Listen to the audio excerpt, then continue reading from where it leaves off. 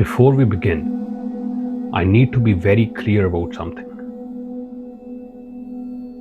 What you are about to hear is not a ghost story in the traditional sense. There are no jump scares, no cheap shock tactics, no clear answers. This is an investigation.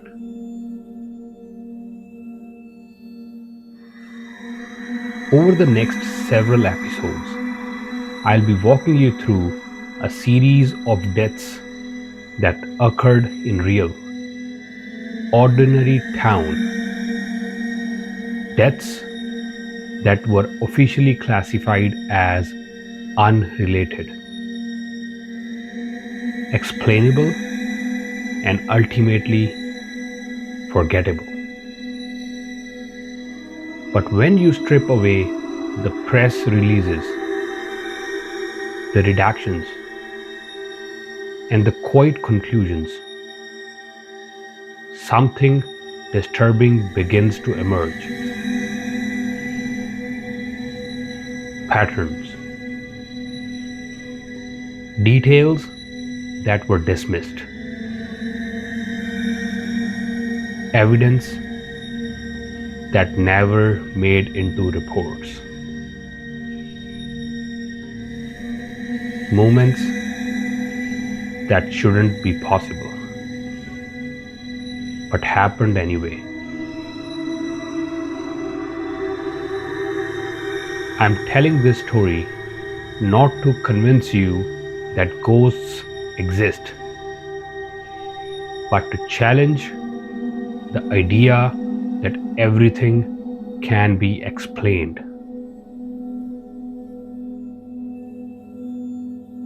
Because once you hear what the police saw, what the witnesses described, and what was quietly ignored,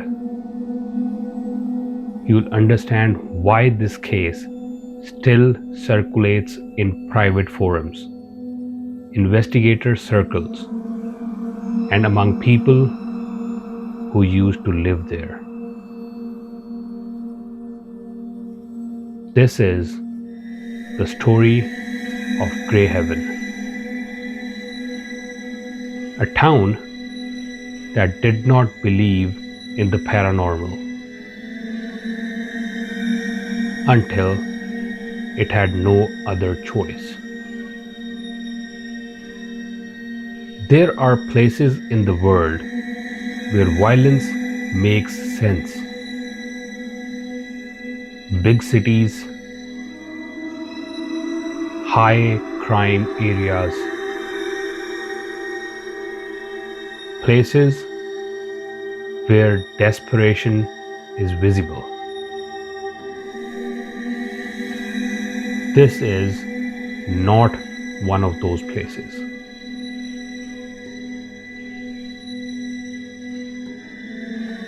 Greyhaven sits quietly off a two-lane highway surrounded by forest so dense that sunlight barely reaches the ground. Fewer than 12,000 people live here. No skyscrapers, no nightlife, no reason for strangers to stop. And for decades, nothing ever happened there. Until the night Emily Carter died. Greyhaven is the kind of town where people wave at passing cars, even if they don't recognize the driver. The police station closes at 6 p.m. Most businesses shut down by dusk. At night, the loudest sound is the wind blowing through the trees. There are no streetlights on the outskirts. No security cameras in the residential neighborhoods. And almost no cell reception after midnight. Locals say that's because of the forest. The trees around Greyhaven are old. Older than the town itself. Older than the road that cuts through them. Some residents swear the forest absorbs sound. Others say it returns it. But those are just stories. Or at least they were. Emily Carter was 26 years old. She worked at the local library. Lived alone in a small rental house at the edge of town. No enemies, no criminal record, no known mental issues. Her routine was predictable. She closed the library at 8 p.m. Stopped at the local same convenience store. Walked her dog, Luna, before bed.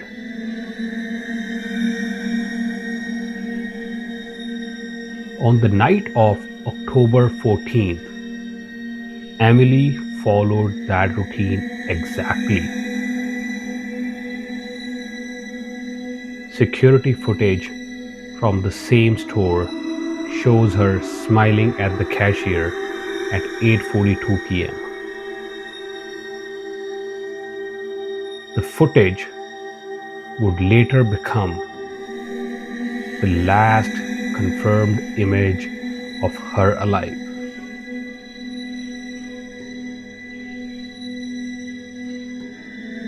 At 10:17 p.m., a neighbor reported hearing a scream. Not loud, not prolonged, just one sharp sound, like someone realizing something too late. Police arrived 12 minutes later. The front door was open. The lights were on. Luna was sitting in the living room, unharmed, staring down the hallway. Emily Carter was found in her bedroom.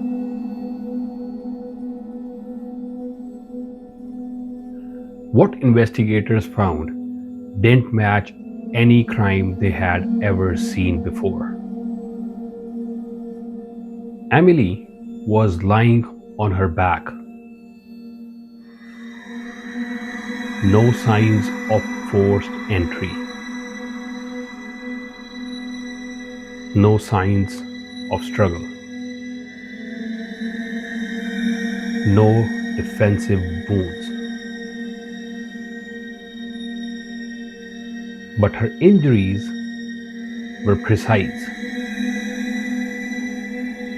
3 deep cuts across the chest.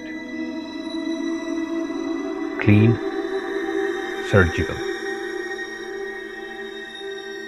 too controlled for panic, too deliberate for rage. The medical examiner would later say, "It looked like the work of someone who knew exactly where to cut." But there was something else. Something that didn't make sense. Emily's face. Her eyes were wide open. Her mouth slightly parted, frozen in an expression that wasn't pain. It was recognition. As if she knew what was standing over her.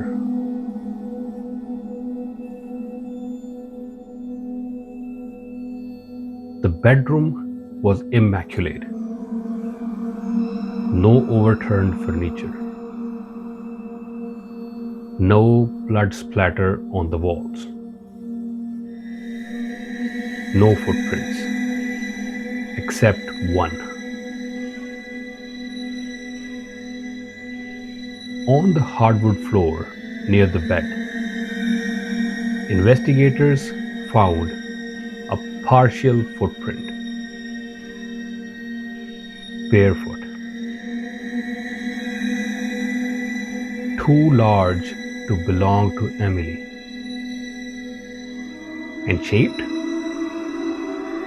strangely. The toes were elongated. The arch was almost non-existent. It did not match any shoe. It did not match any database. And it vanished before reaching the door.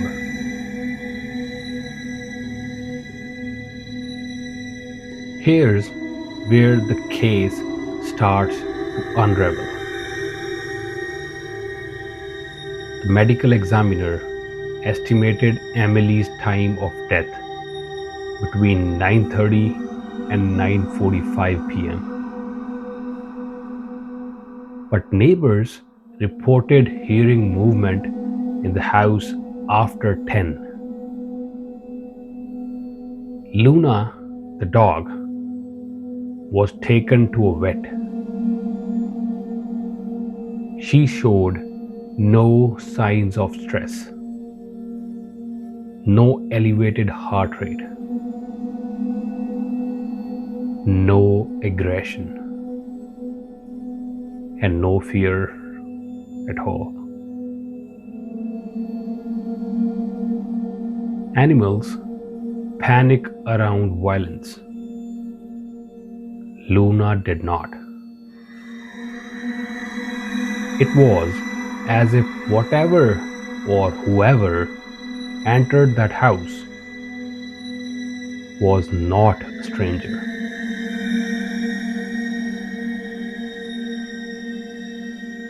Three days later, police found something they did not initially notice. Emily's phone. It was on her nightstand, unlocked. A voice memo had been recorded at 9:41 p.m. It was 11 seconds long.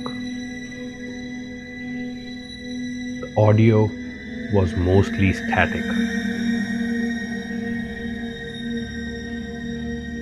But after enhancement, investigators heard three things. First, Emily's breathing, fast but controlled. Second, a whispered sentence. Third, a sound no one could identify. The whisper was Emily's voice. She said, "You are not supposed to be here." The final sound came after. Low, wet, almost like fabric being dragged across wood. The file ended abruptly.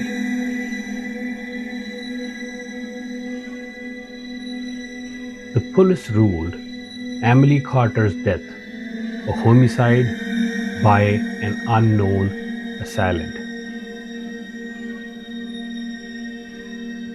No suspect was ever named. The footprint was classified as inconclusive.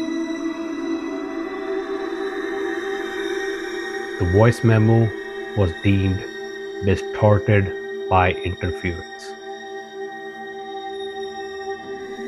The time discrepancy was blamed on estimation error. The case quietly went cold within 6 weeks. But Greyhaven didn't return to normal. Because Emily Carter was not the last. 2 months later, another woman died. Same injuries, same time window, same absence of struggle.